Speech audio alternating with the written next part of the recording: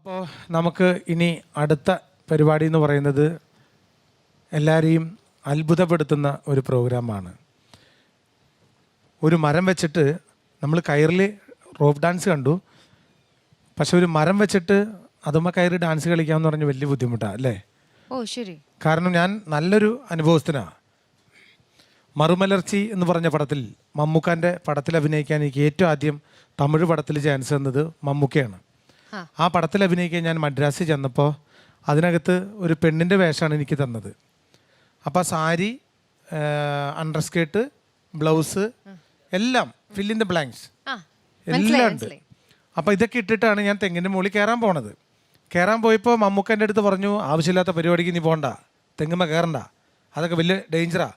ഞാൻ പറഞ്ഞു, മമ്മൂക്ക ഞാൻ സല്ലാപം പടത്തിൽ ഞാൻ തെങ്ങിൽ കയറിയിട്ടുള്ള, അതുകൊണ്ട് കുഴപ്പമില്ല എന്ന് പറഞ്ഞു.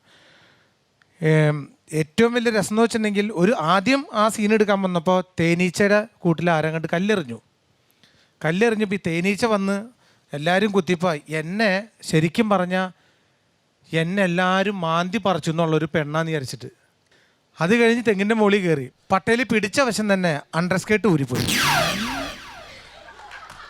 ഇത് അണ്ടർസ്കേർട്ട് കീറിപ്പോയില്ല തേജേട്ടാ, ഇത് ഊരിയല്ല വന്നേ. തമിഴ്